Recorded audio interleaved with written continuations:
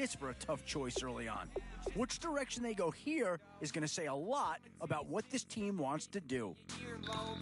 Oh, did they get themselves a player here or what?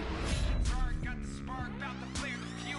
That's just how we do. To Geronimo, parachute, skydive. Oh, no question that this guy's going to grade out as a huge impact over what was there before. Who the are you? Who the are we? We be the dudes who just come over to water the lawn. We don't say hi, we just come over to walk your dog. We nice like that, we super nice like that. Boy, we've just gotten started here, and already these guys have been handed a really difficult decision. And I think that pick comes to the surprise of nobody. You had to figure they leaned that way if a player from that team became available. So, with a handful of starters already nailed down, you have to ask yourself, do you dare go for depth, or do you just try to cover as many areas of the field as possible?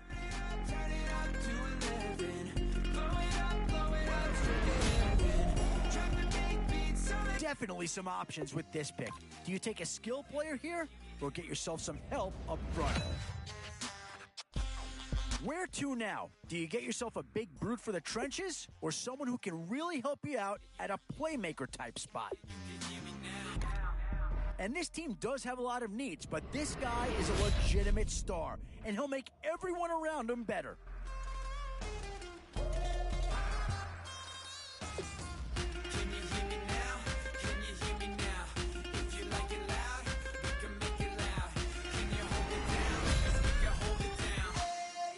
Boy, it's finger crossing time now. With the end in sight and a few more holes to fill, you've got to be hoping that there's still a gem or two that becomes available. Boy, it's finger crossing time now. With the end in sight and a few more holes to fill, you've got to be hoping that there's still a gem or two that becomes available. And now, which side of the football will they address here? Some interesting options either way.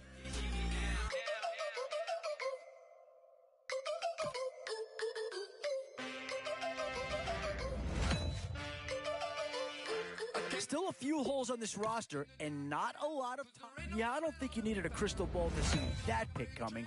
That's all about loyalty and familiarity right there. Sugar, just step into your sneakers and step behind the speakers. Your heart will keep me beating and make me a believer. Don't you want me? Don't you want me? I need some mercy on my soul right now. These are tough decisions here. Offense or defense? Which side has the more pressing need? Give me what you got.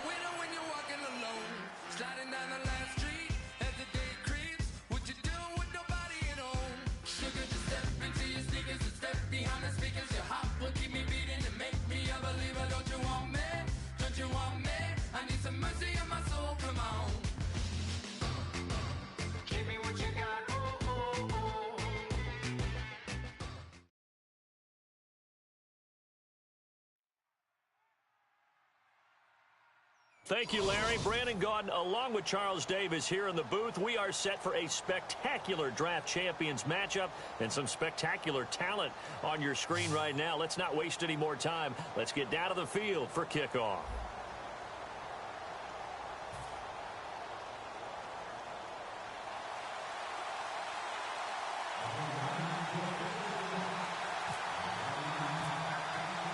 And it's the birth of a new club as we're underway in Draft Champions. This is fielded at the goal line. And he's up past the 20 to the 22-yard line.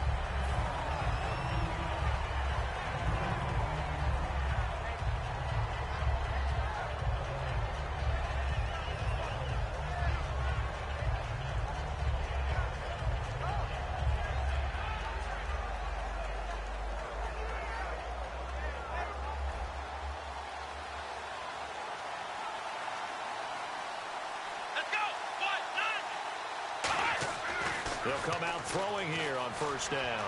Escaping the pressure right.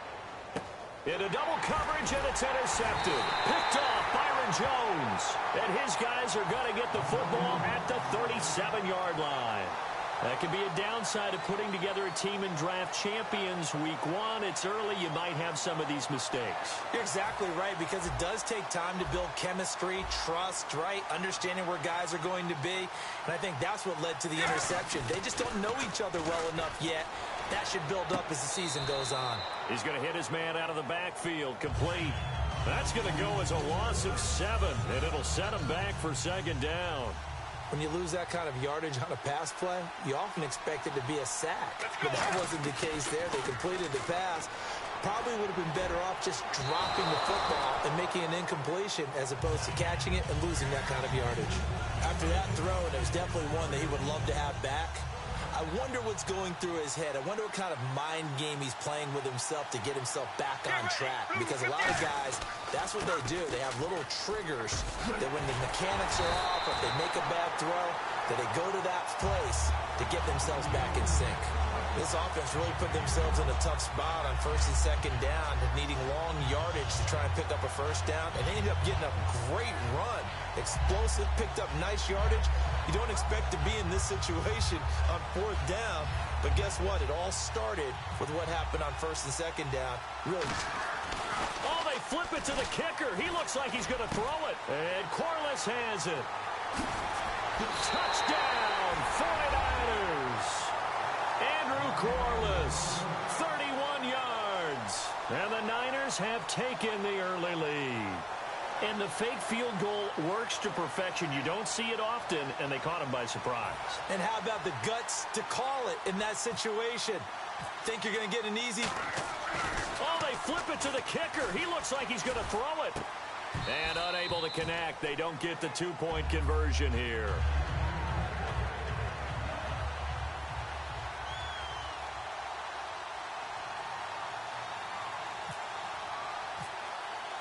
The 49ers ready to kick it away, and here we go. Fielded about a yard deep. And he'll take it back to about the 19-yard line.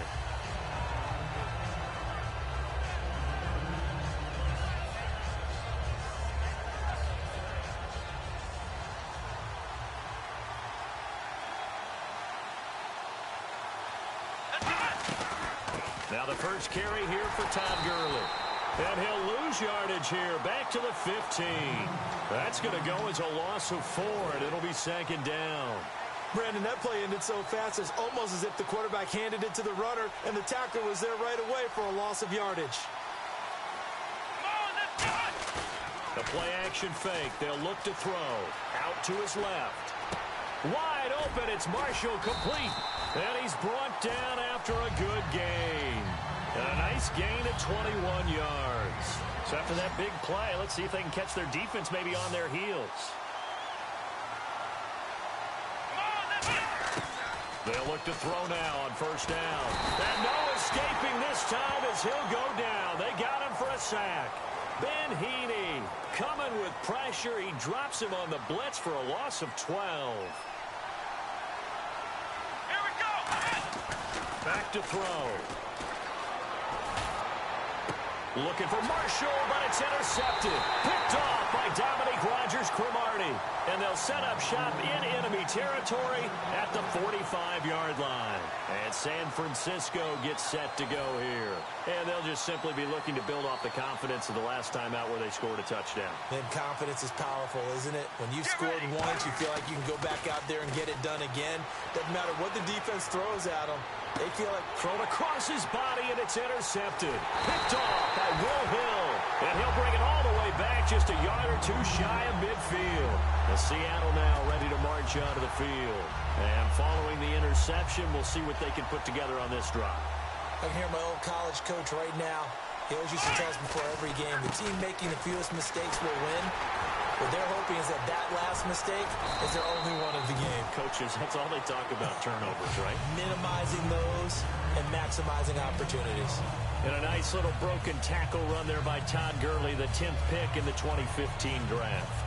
And that's what you get with him, that full package of speed, power, able to catch the ball in the backfield. Many people doubted him coming out because of the knee injury in college. They're seeing the full Todd Gurley now, and it hurts. I'd have to say that whenever you see a good post route run, they do not like to let it end without the catch. Hence, that great diving play. Yeah, lay it up there, let him go get it, and he got it. On first down, he'll drop to throw. It's caught outright by Graham. And he's brought down. That one goes for 16 yards. It sets him up first and goal. Obviously, this has not been a banner game throwing the football. So what you got to do, you got to kind of down focus, don't you think? Find the tight end, take some easier completions. The interception last drive. There he hits the reliable target.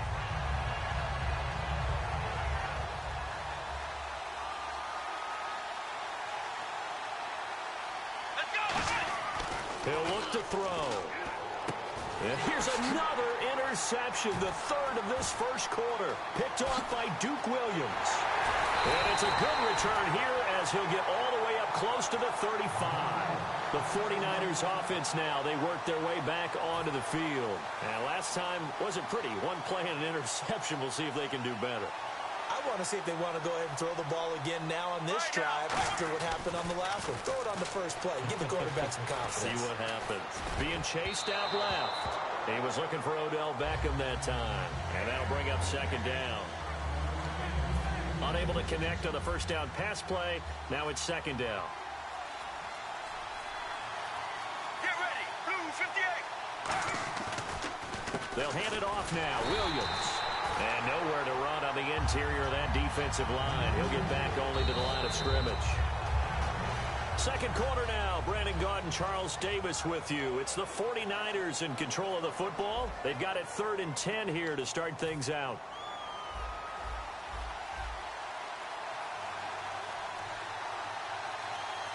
They'll send Beckham alone to the left side.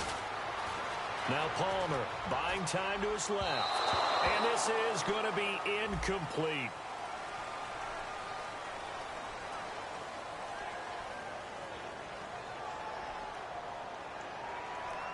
And the QB steps over the line of scrimmage. That's an illegal forward pass. And that is so rare because at the different positions, you have to know different things. Wide receivers have to know where the first down line is. Quarterbacks almost always know where the line of scrimmage is. So on 4th down, here's Jake Shum to punt it away. And how about this, a fake? And this is incomplete. A huge gamble, and it does not pay off.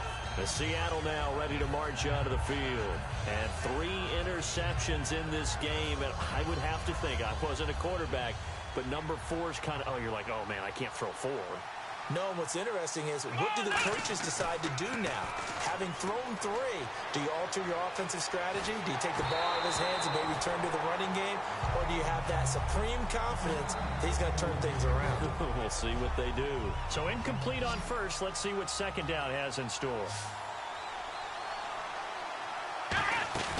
Off the play fake, he'll look to throw. And his throw's going to be incomplete. It's always tough for the guys throwing the football when they think they've got a completion and the ball's almost there, and then someone sneaks a hand or 2 in and bats it away.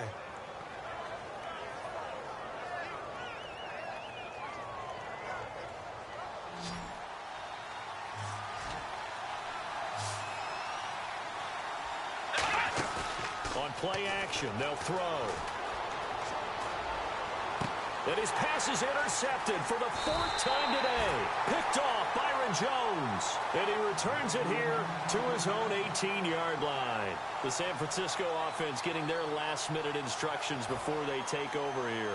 And last time they were very fortunate, this offense. They went for it on 4, turned it over in their own territory. But the other guys held up. They didn't give up any points. So how about the guy with the #1 headset on the sidelines, the head coach? That was planned going into it, not necessarily to not get the first down or to have the defense have to hold up. But he trusted his defense. Trusted his defense very much, and I think that's how he's going to play this game. Go for it, be aggressive, because I've got the Wild Bunch backing me up over here on my own sideline. Now we'll see what his offense can do. It looked like they had something there, but I think that he was thinking about running with the football before he actually hauled it in, and that led to a big drop. On third down, Palmer. And he can't bring it in. Incomplete. He dropped it on the crossing route. Fourth down now. On any passes in the middle of the field, anyone is going after the... And whistle blown. A timeout here is taken, and it's taken by the kicking team. They'll have 2 remaining as we step aside here in this second quarter. Jake Shum on to punt it away.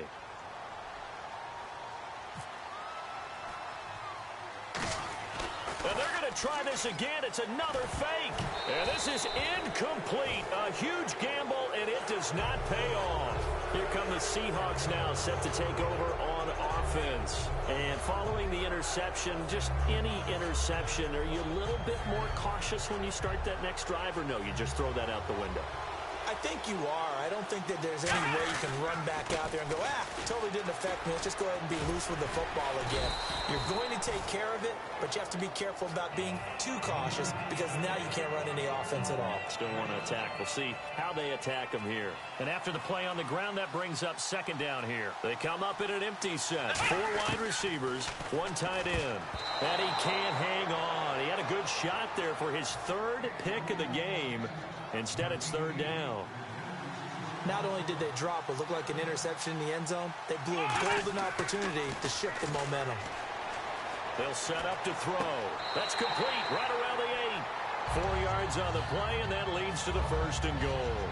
I don't care how many times we see it. I still get a kick out of watching quarterbacks and receivers do the pass tree in pregame warm-up.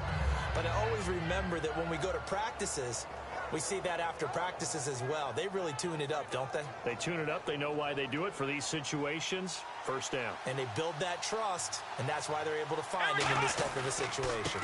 On 1st and goal, Gurley. And he is in for the Seattle touchdown. Todd Gurley taking it in from 7 yards away. And his guys are an extra point away now from taking the lead. And he'll bang that one through.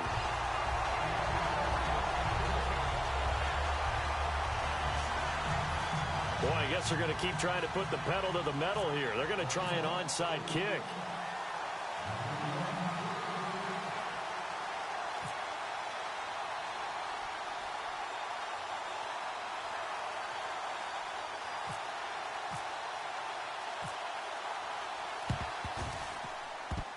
And the 49er hands team does its job.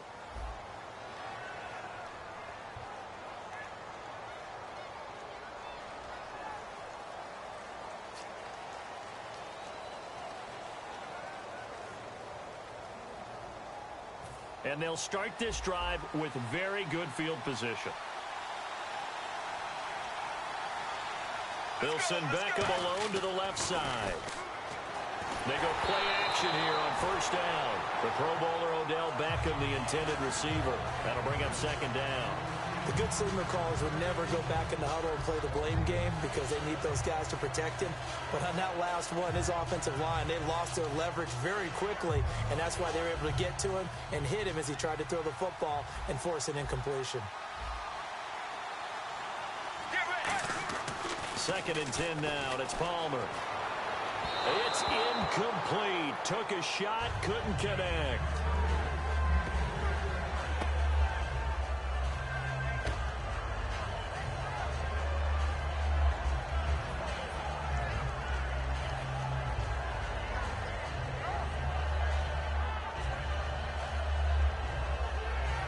So a 2nd down incompletion.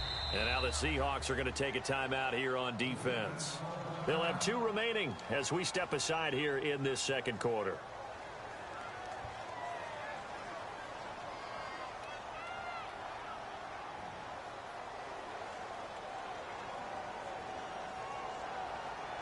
Offense trying to avoid stalling out, facing a 3rd and 10.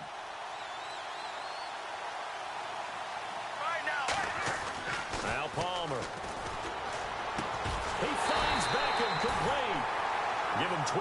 yards on that one. It earns him a fresh set of downs.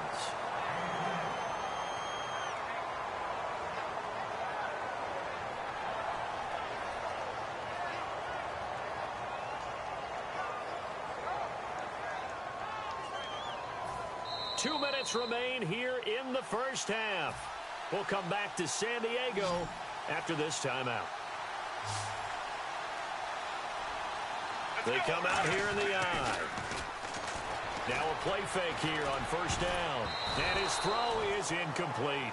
When you see passes knocked down by those guys I call the frustrated fullbacks, the linebackers, you know that in their zone coverage, they were able to drop, see the ball thrown, and react to it very quickly.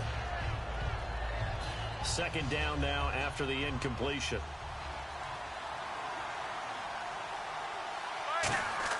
Second and 10. It's Palmer again. His throw caught at about the 5. And across the chalk into the end zone. It's a 49er touchdown.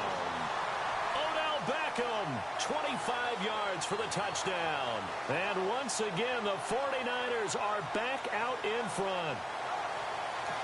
Now whistles come in. We're going to get a timeout here by the offense. So that means they're down to one remaining here as we head toward halftime.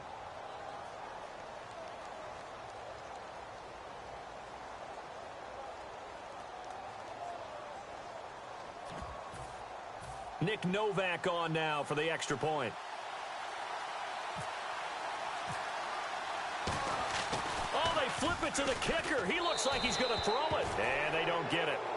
They tried for the two-point conversion there, but unsuccessful.